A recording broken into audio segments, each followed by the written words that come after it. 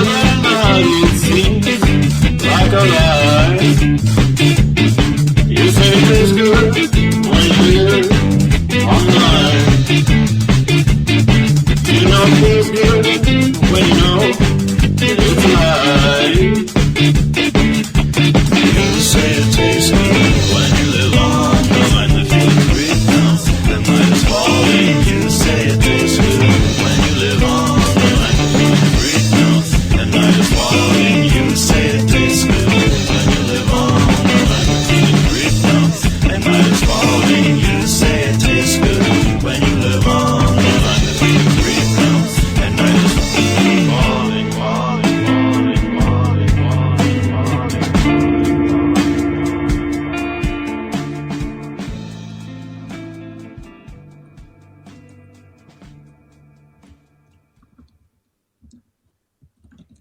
Good evening, everybody. Welcome back to the Anti-Media Radio. We're excited to be broadcasting with you here on UCY Monday through Friday now. Same time, same station. Welcome. Did you hear that? That's my new song. Do you love it? I love it. I seriously listen to it on repeat. Feels Good by Foreign Sons. Super, super awesome song. Thank you guys for being here. Happy Friday the 13th. We are going to be talking about understanding healing crisis tonight. Sorry I didn't get the post up. My computer decided to update its software like 2 minutes ago. Yeah, that was interesting. But I'm excited to talk to you guys tonight. Please call in and join me. I would love to speak with you. It's gonna be very interesting conversation. I want to speak about understanding healing crisis and what it feels like when your body heals, because it's been a big topic in my office today. If you don't know, I manage and I'm the marketing director for a healing center, and I love it because I get the opportunity to embrace the community and teach people about their bodies and wellness, and help them understand that there are many types of healing that can occur, and many types of methods in which to achieve said type of reaction. And I feel very grateful to be exposed to that type of environment. And furthermore, the people. I get to see so many different types of people and understand them. I just understand their scenarios, and everybody has something to tell, and everybody has something that's ailing them. And just to like kind of experience it with them is really interesting.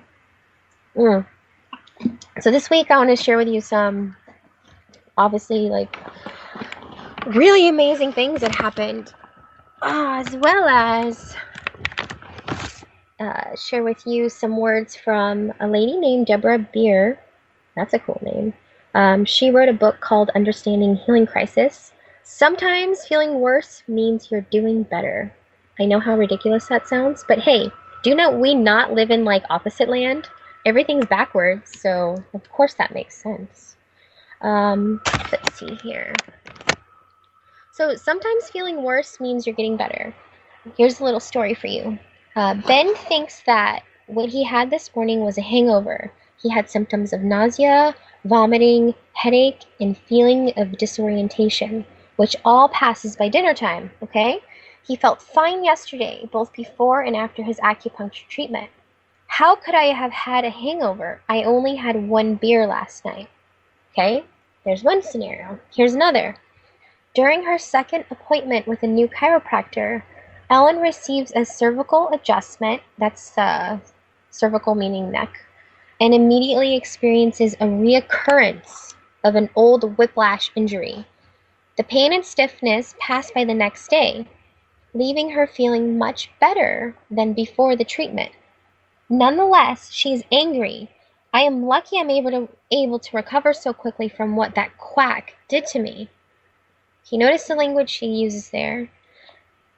In order to address a number of physical complaints under the guidance of his doctor, Robert makes drastic changes in his diet. By the end of the first week, he is uncharacteristically angry, depressed, and argumentative, readily picking fights with his wife. Its deadline pressure on that project at work has me in a bad mood. Okay, here's another.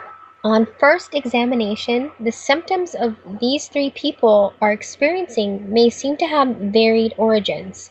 But despite appearances, all three may in fact be experiencing the same phenomenon, a healing crisis.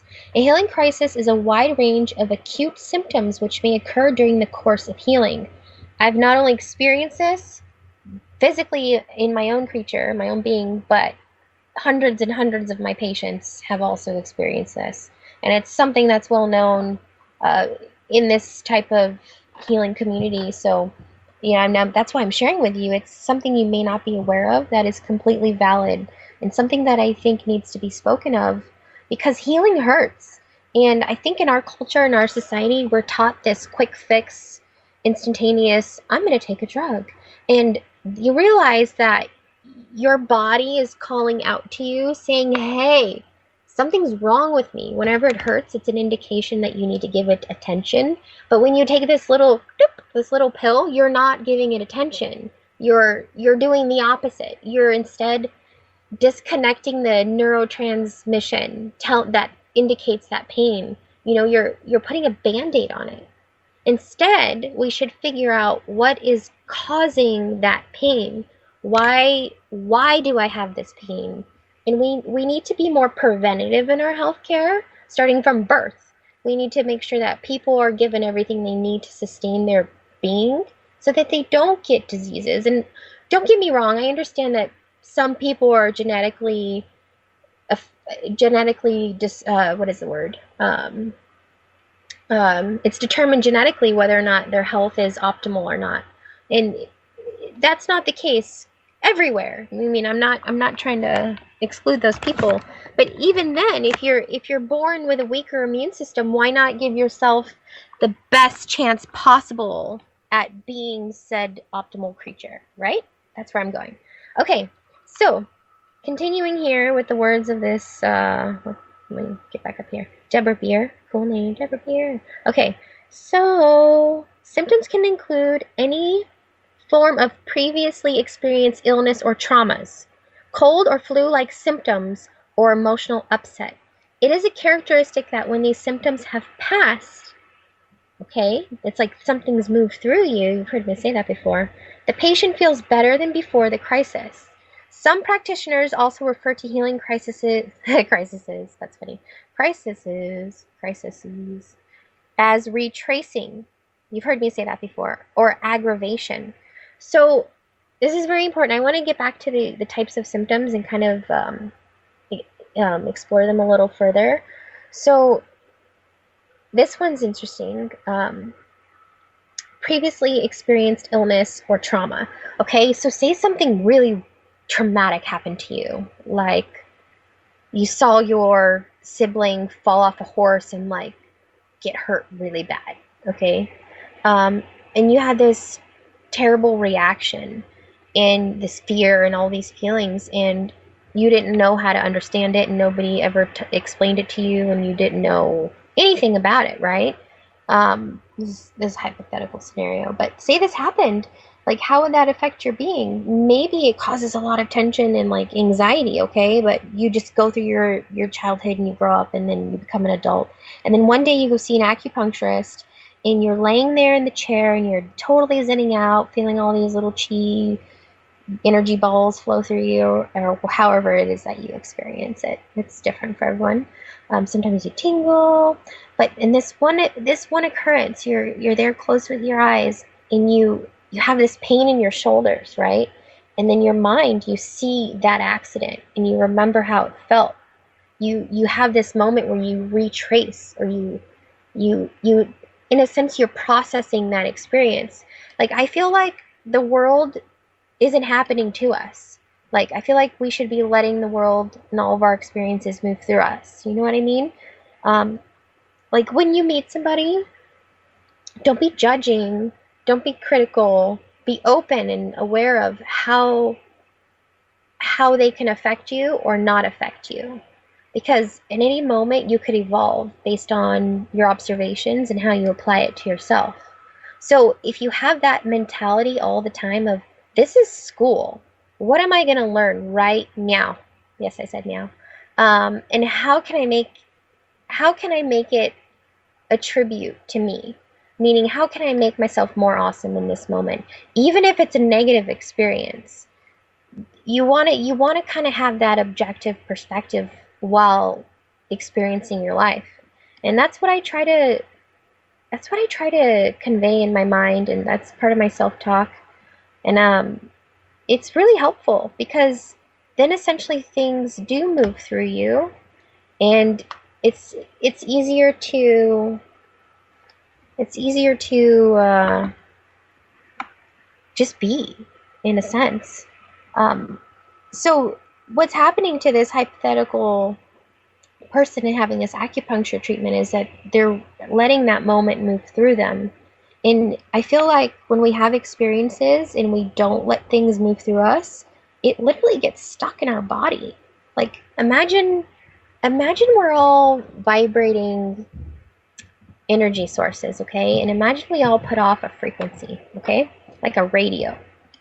Um, and we have a receiver and an antenna, or like a input output, okay? And imagine that everything around you also has an input output, and everything is constantly bouncing off each other and coexisting, okay? And sharing experiences, in a sense, based on vibration exchange, okay? And imagine that one being comes in contact with another being, and they have this exchange where one takes energy but doesn't return it to the other. What is that being A gonna feel? Like depletion, right?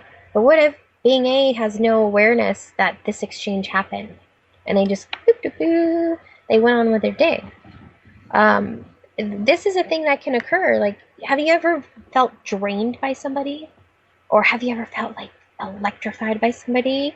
Or made you feel anxious or scared? Like, you get feelings and perceptions from people, right? Have you ever met a creeper?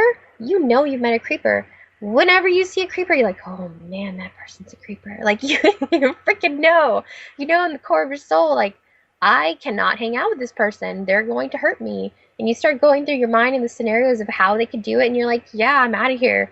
Don't, in a sense, aren't we like superheroes? Like, think about that for a second. Like, you have perception on so many different levels, so many levels of awareness that can occur within you. That's awesome. So let's talk about that a little more here. So, if a healing crisis is indeed underway, then all three of the above people are misinterpreting the cause and meanings of their symptoms. So that first one was, I went off on a tangent there. You're welcome. Let's see. The first one was previously experienced illnesses or trauma retracing. Cold or flu-like symptoms. I think that is the actual process of a detox. Like, because that's essentially a chemical, right? That emotion that was created by that experience is a chemical stored in your body. And like when you have some sort of body work that releases that tension or that chemical, it's got to go through your system and get cleansed. So this cold or flu-like thing could be your immune system being overburdened by all the chemicals that it has to like essentially flush, and your cells have to clean all those out. That takes a lot of work. And if they're doing that, they can't keep up with all the other functions. Or emotional upset, like, again, like chemicals, having reactions in your body moving through you, it's going to cause an emotional response. So, what if these people are misinterpreting the cause and meaning of their symptoms, attributing them either to bad health care or to events external to the treatment they are receiving? But none of them have been adequately educated about the healing process, so they were unprepared to understand what they were experienced. The people in these examples are not alone. Many who participate in holistic healthcare experiencing healing crises, sorry, I just have to, without even understanding what they are going through. Some practitioners may take it for granted that their patients understand the concepts which underlie the treatment. Others believe it could be negatively suggested to tell patient he or she may feel ill before feeling healthy. Many patients do not report their symptoms, so professionals' interpretation is not made available. In many cases, it is simply difficult for patients used to having symptoms eradicated through medications to understand I'm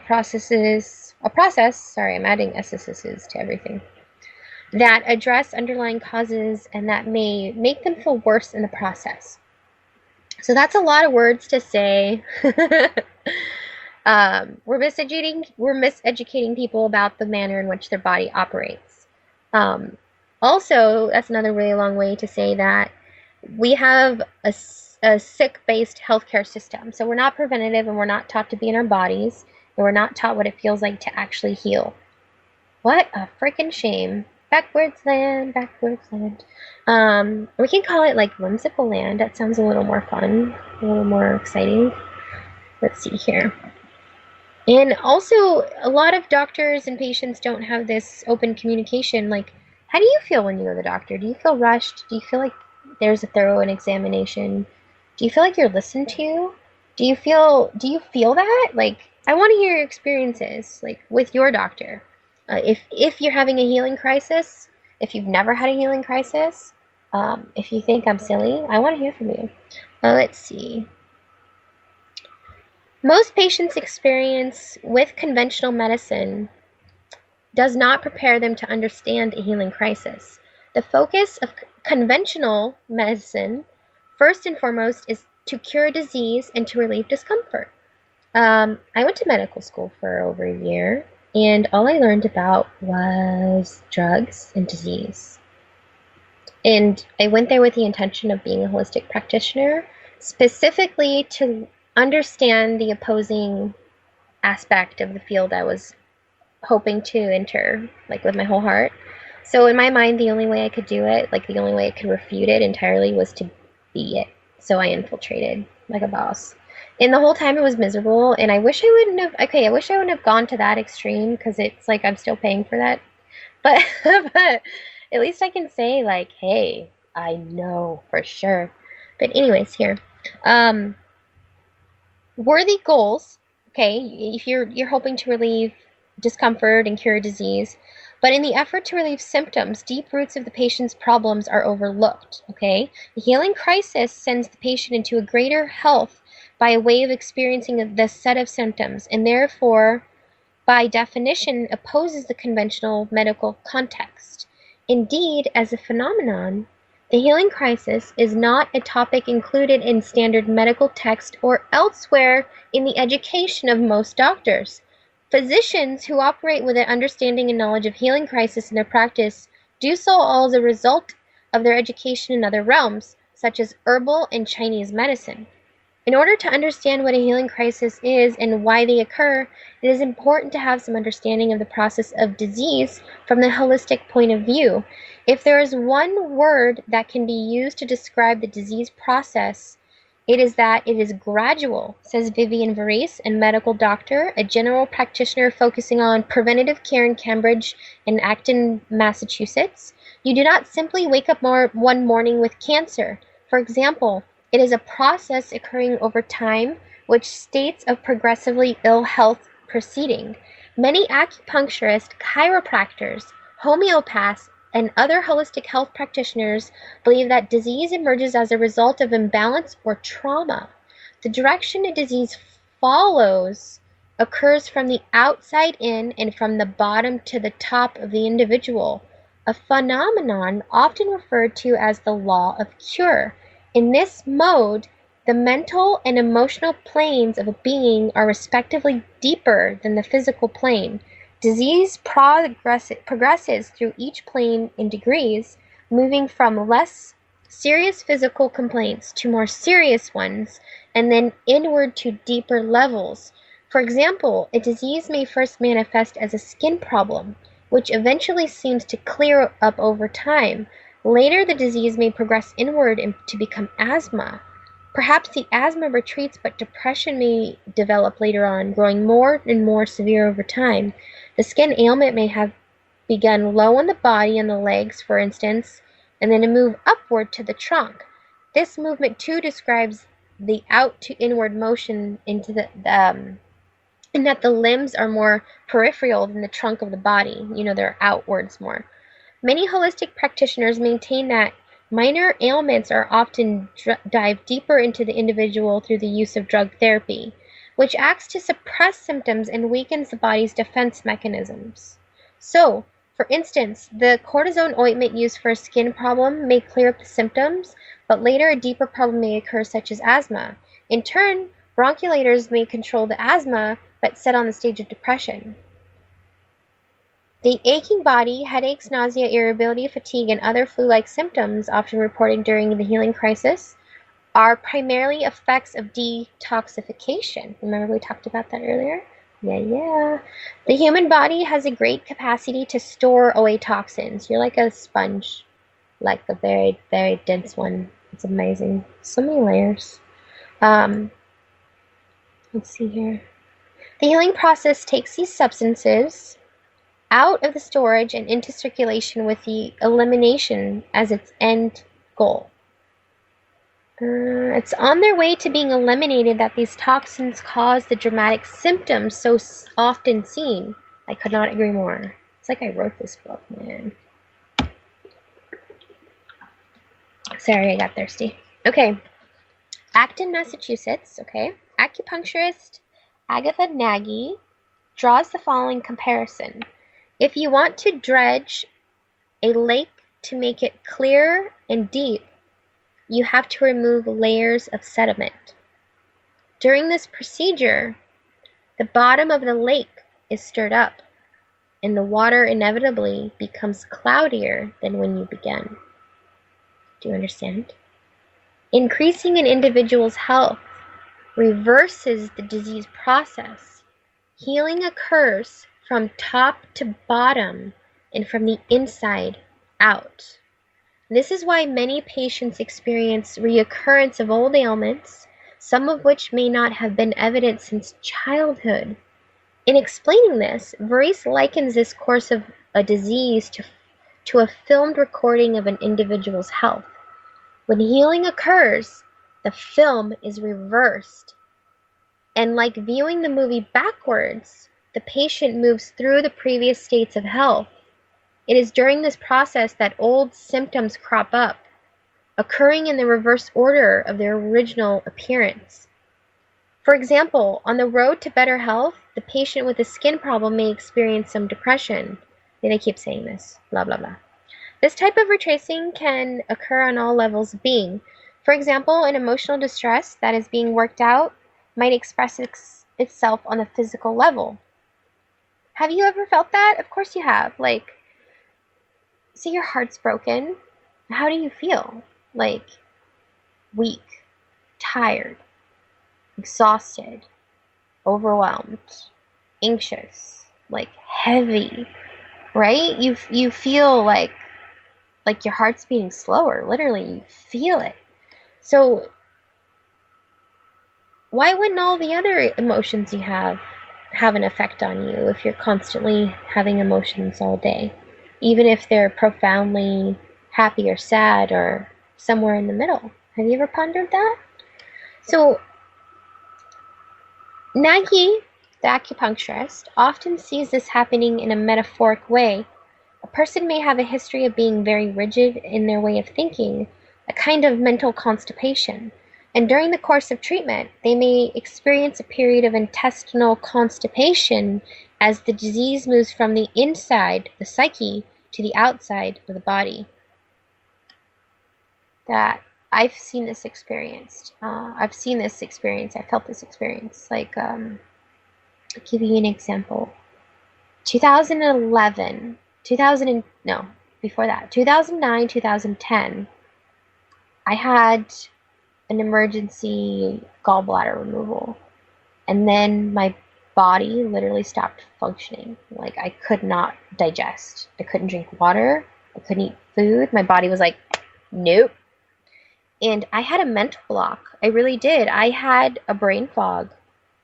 And I literally couldn't digest some of the things running through my mind. Like I couldn't comprehend why certain things in my life were occurring, and I physically could not digest.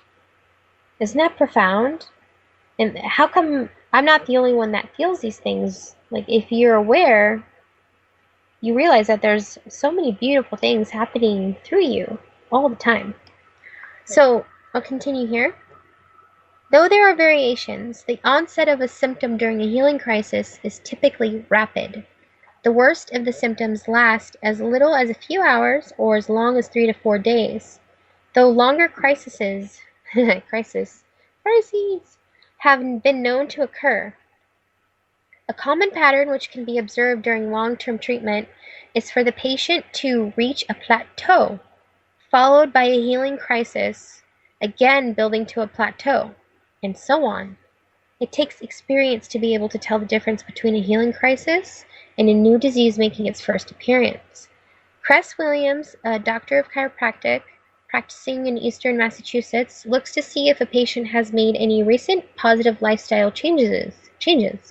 If, for example, the patient has made an improvement on diet, started a fast, begun a new health treatment or medication regime, or stopped smoking, drinking, or taking drugs, Williams begins to suspect that a healing crisis may be producing symptoms.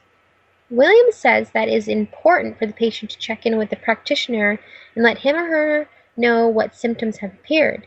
Discuss the problem, he says. It's often very difficult for others to see what's going on with their own health with any kind of clear perspective, particularly when they are feeling ill. It often takes another person, an outside observer, to help put events into focus. Most practitioners recommend a visit or phone call. Matilda Flores, an acupuncturist and homeopath practicing at Williams' clinic, finds that keeping open lines of communication is vital in determining the course of treatment. If any given treatment did not address the problems the patient is having, a new symptom arise without a positive indication in the whole picture, it would be important to reassess the case. If herbs are being given, I consider the possibility of an allergic reaction. I might also reduce the dosage of the prescribed herbs. So you have to look at a person as a whole being. Like in my office, we want to know what's going on in your life emotionally. What's your stress? What makes you happy? How are you sleeping? How many hours a day are you sitting in that position? All kinds of things. What kind of water do you drink? How much water do you drink? Are you getting enough protein? Are you getting enough vitamins? We look at people as a whole being, and we really address every aspect of their being. And we don't focus on the pain. I mean, we acknowledge it, but we try to understand where does it come from. And it's such a beautiful way to take care of people. And I'm really grateful to be a part of it and to be sharing with you guys like these symptoms that may or may not occur. And what if a lot of people are having these moments and they're not sticking with a treatment because they're afraid and they're just not aware? Like, how sad is that? Let's see here. I lost my place. Okay, here we go. Even patients who are familiar with healing crises often find it difficult to comprehend the meaning of their symptoms. It isn't usually until after I'm through the crisis that I realize what's going on, says one patient. When I feel sick, it's hard to look beyond to see what I'm actually improving. It isn't until afterwards, when I feel better, that everything falls into place. Most such patients find benefit in the perspective of an observing party, be it a practitioner or someone they're close to.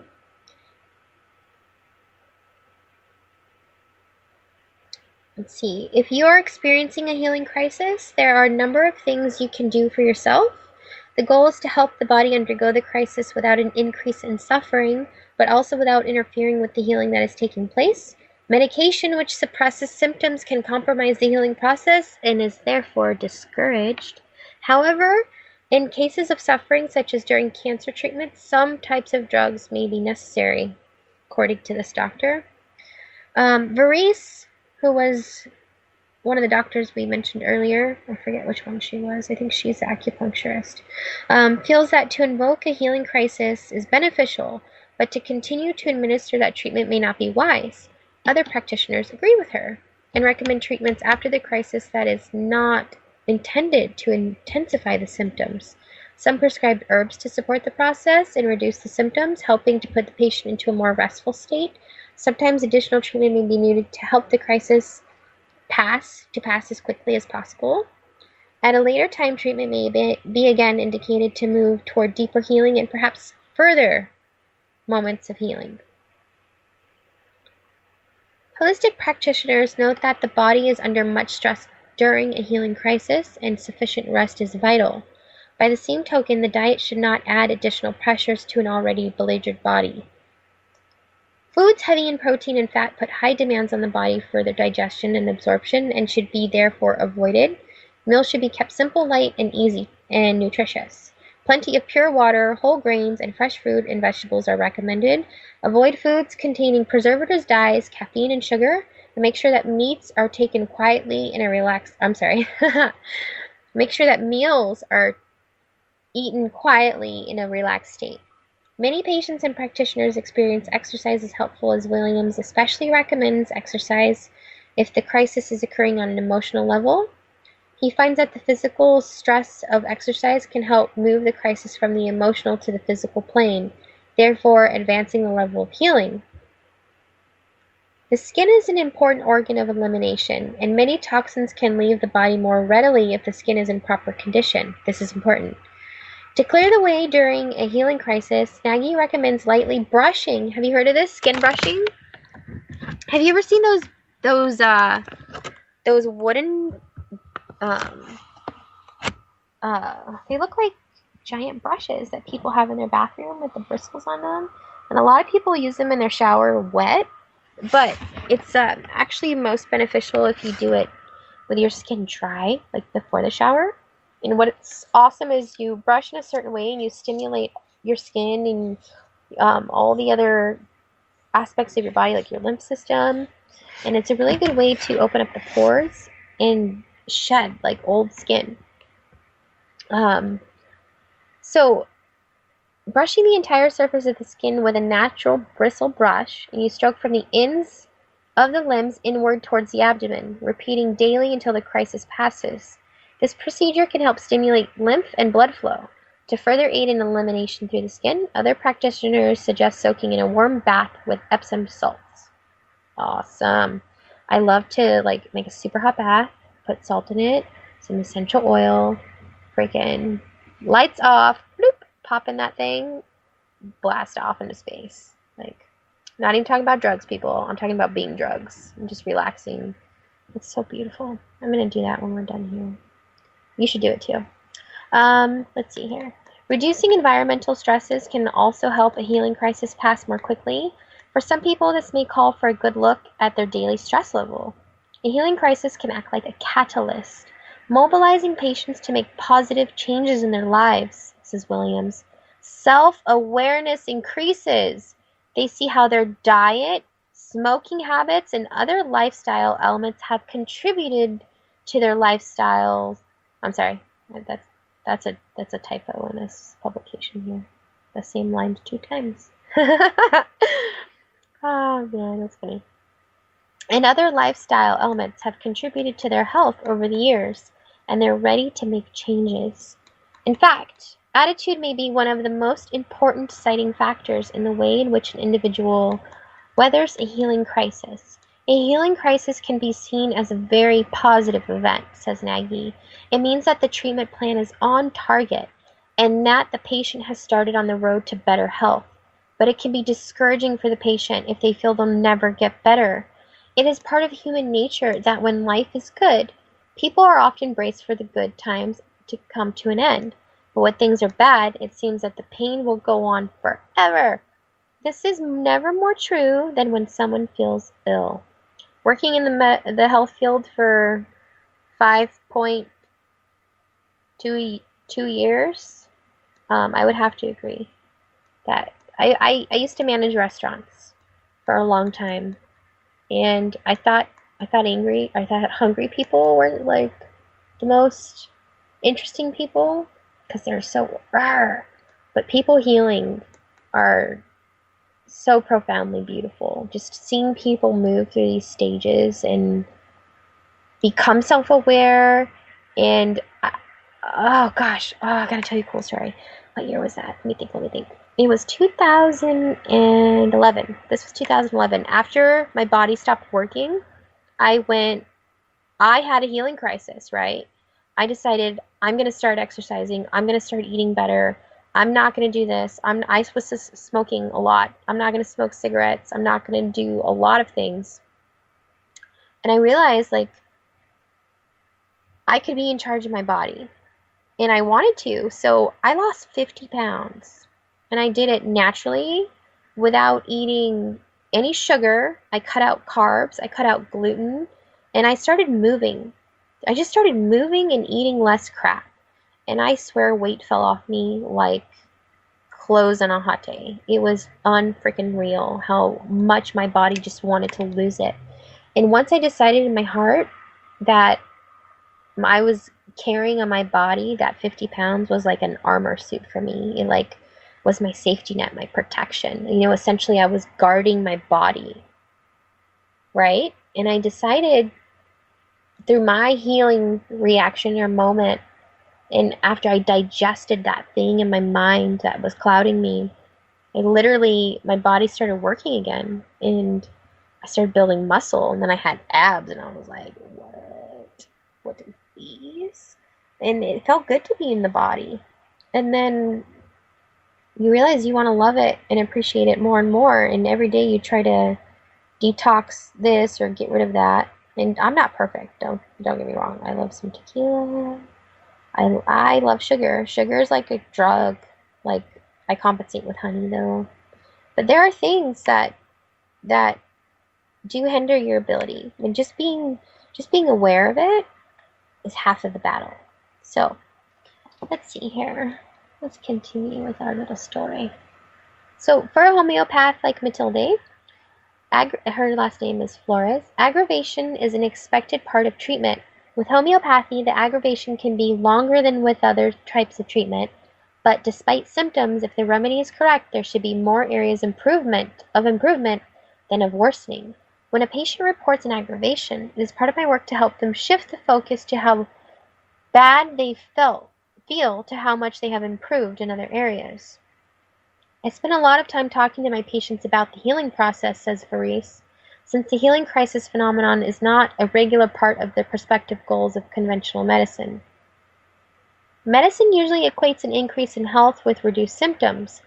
Many patients visiting an MD expect that the goal of any successful treatment will be to immediately eliminate all symptoms. They need to be educated that this will not be necessarily their experience, that certain symptoms mean that a change is for the better. That certain symptoms mean that a change for the better is on the way. Perhaps the greatest of the healing crisis is not to become discouraged, but to learn what the successful experience has to teach. A truly successful treatment place should help the patient understand this crisis in the context of his or her history. A supportive practitioner will encourage patients to view their symptoms as a continuum of interconnected events.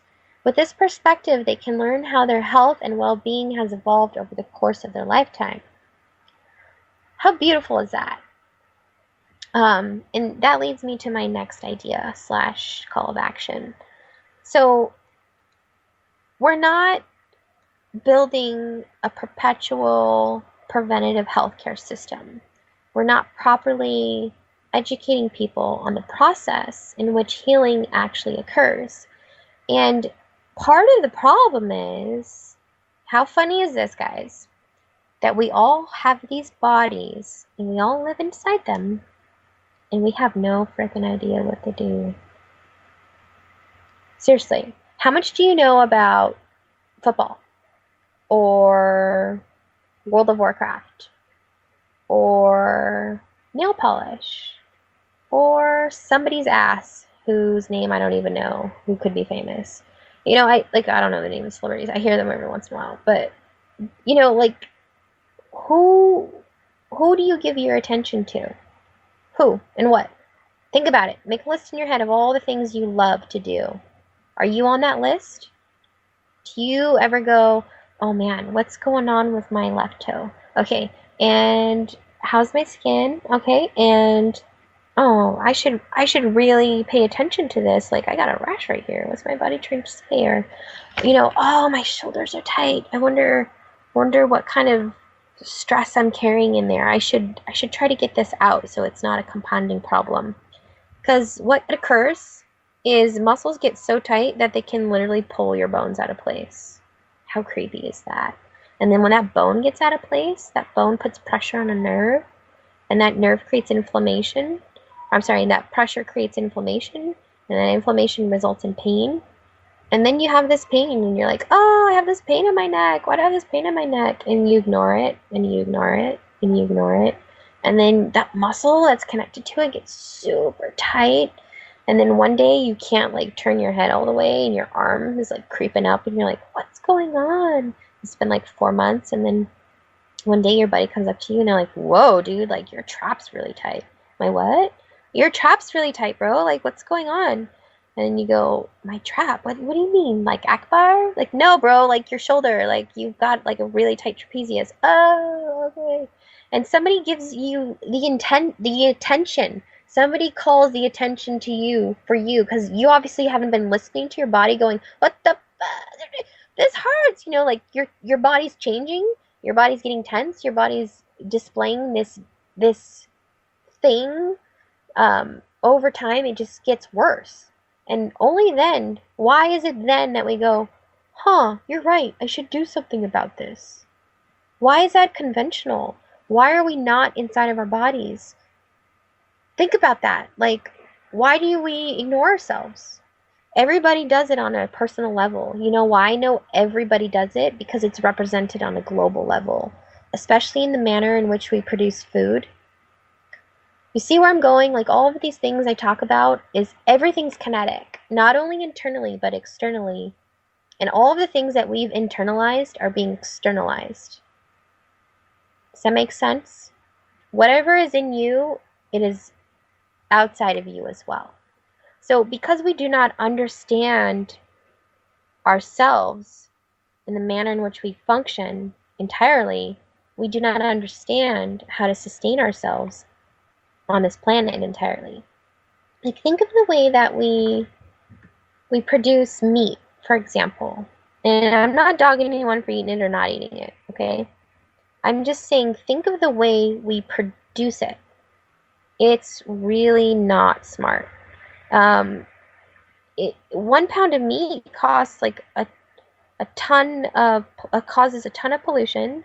It causes a lot of wasted resources on multiple levels, including trees, farmland that we could be growing food on. So there's so many levels of waste, and the animals are mistreated. Like there's got to be a better way to do it. Do you guys know about permaculture? Like where you can rotate animals, certain animals that are compatible, like certain plants are compatible, and they live in a little ecosystem. So you can rotate the animals, like pigs, cows, and chickens could live on one plot of land if properly rotated. And then you could also grow food. So you could have this little ecosystem, and everything could kind of be local if we wanted it to, and we could share. And then we'd spend less gas driving food across the country. People would actually eat real fresh food. What? If we weren't so busy trying to capitalize on everything, we could do this. We could all survive. We could take care of each other. But everybody's external and not internal, so they're not thinking about this.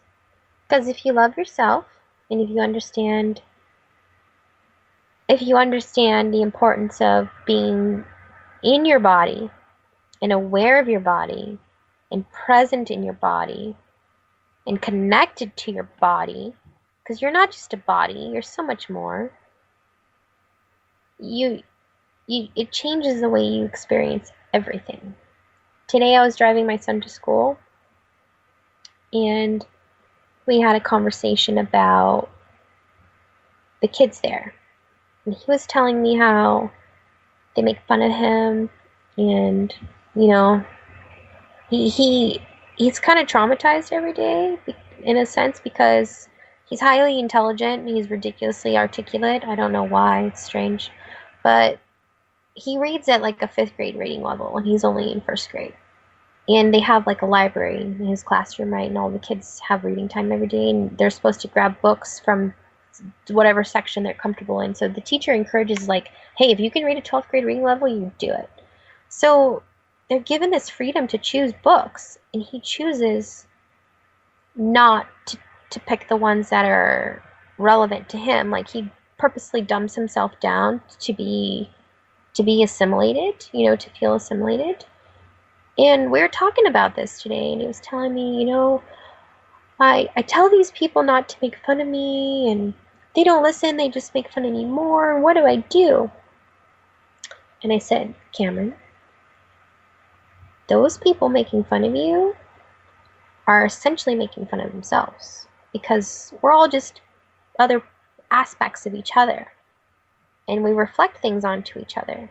And whatever they don't like about you is really what they don't like about themselves. But here's what you're going to do, little guy.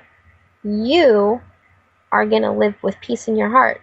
Because if you have peace in your heart and you love yourself and you treat everybody like another version of you, you're untouchable.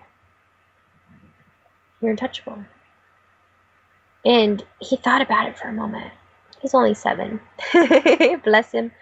He's like, huh, what do you mean?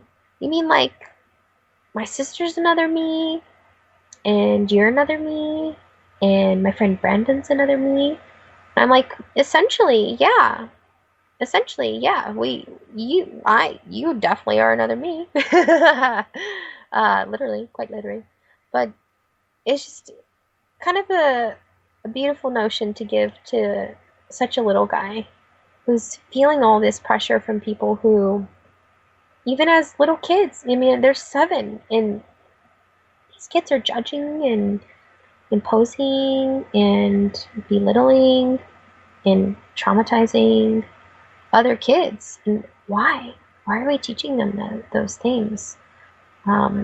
We got to give more attention to our elderly, and we got to give more attention to our youth. I had this beautiful idea today that in the middle of town would be a community center. Imagine that.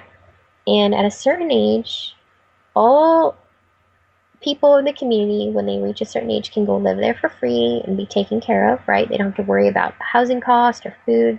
They just get to go be. But they have to volunteer a certain number of their hours every day at this community center using their skills or trade to teach the younger, because this will also be where the kids go to school. Imagine if like the place where the really wise older people of our community went to retire was also the place where kids went to school. How weird would that be? And then maybe these people, in exchange for living in this awesome like old people palace / community center / chamber of freaking wisdom, would donate, like I said, a few hours of their day teaching the youth, making sure that their knowledge is perpetual. That way we don't have 20-somethings graduating from universities with this piece of paper teaching our children the facts of life based on a book that is imposed on them by certain organizations.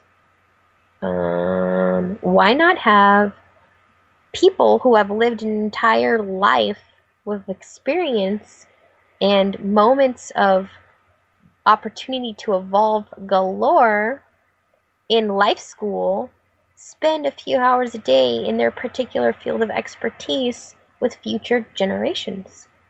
They could tell them, hey, this works, kid. Oh, don't do that. That's beautiful.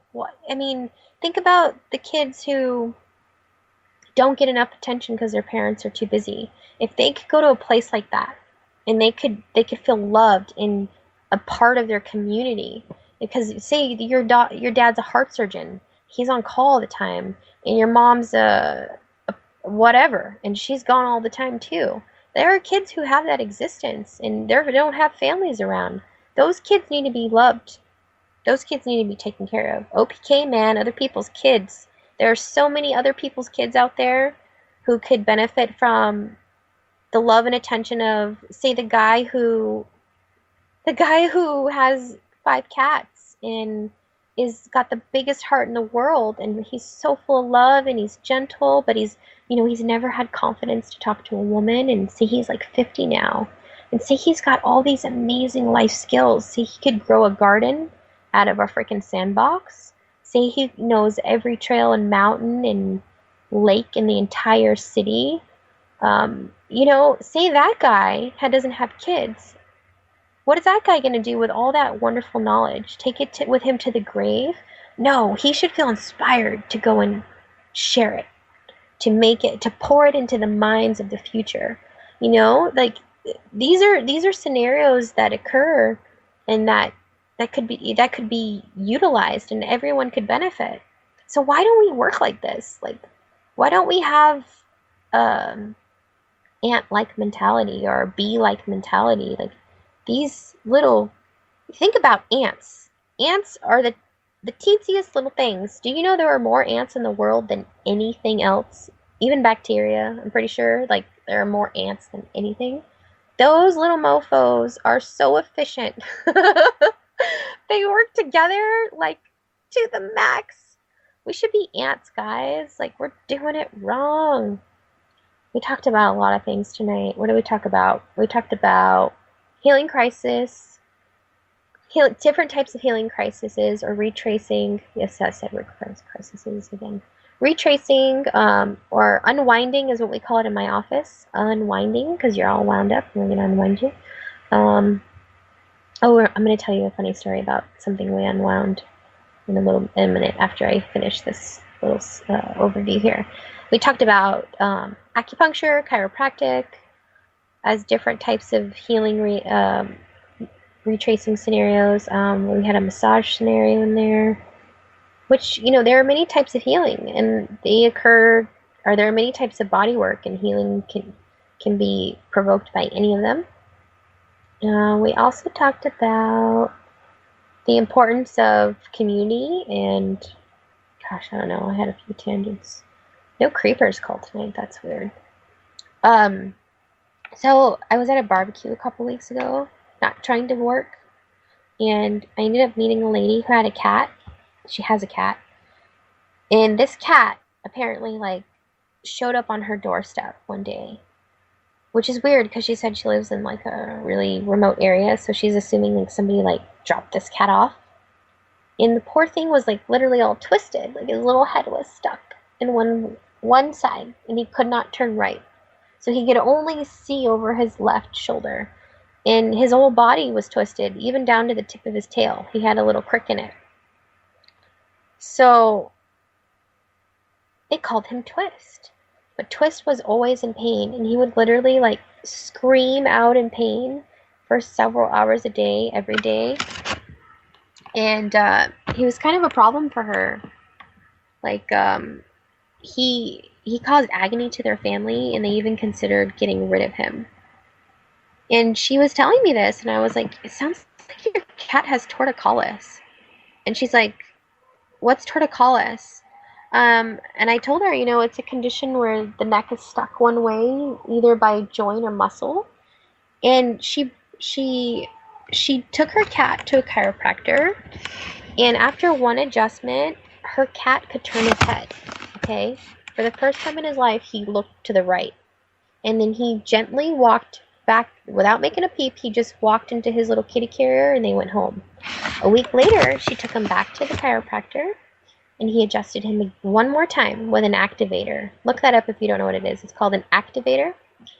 And then Kitty Cat went home again, and I called her to check on her. Like, hey, what happened when you took your cat to the chiropractor? And she's like, you're not going to believe this, Lavonne. Twist is fine. Like, he hasn't had any pain. He hasn't had any screaming.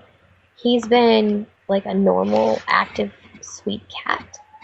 So if chiropractic can do that for a cat, that's just one example.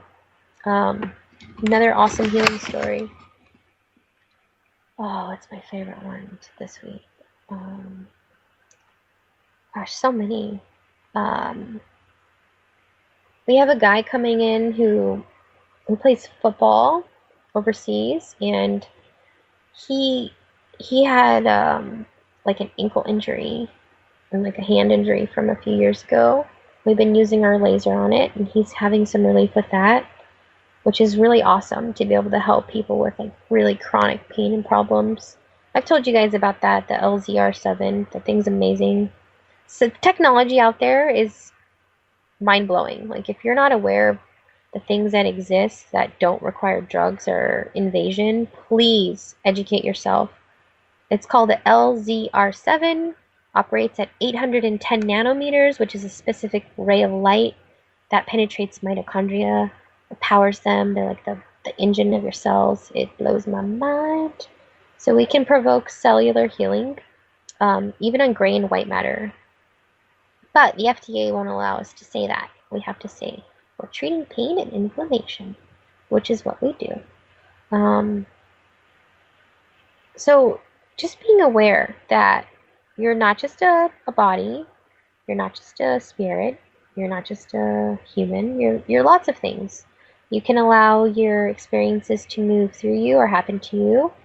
You can be aware of the moments that you're gifted the ability to essentially upgrade at every chance you get based on the application of said moments into your life or just awareness of said moments. Being aware that when your body has pain, it's often an indication that it needs some sort of attention.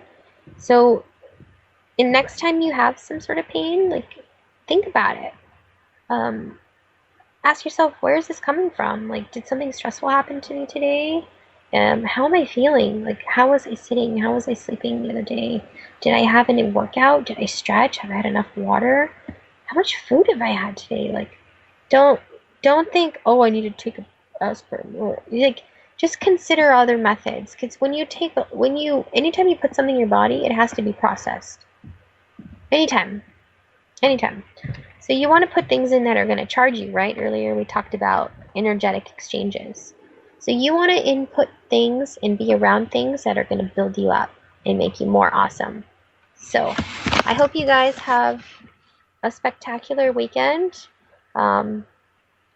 Live and love every day, not just tomorrow. Don't be caught up by the consumerism. Hopefully you guys have a weekend full of awareness and being in your body. We're excited because we have the ability to talk to you guys Monday through Friday night. Monday through Friday, 8 o'clock here on UCY.tv. Home of a lot of other shows. Please check them out. So many good programs. We will be back on Monday at 8 o'clock with Nick and DB. I hope you guys enjoy my new song. It's called Feels Good by Foreign Sons. I love it.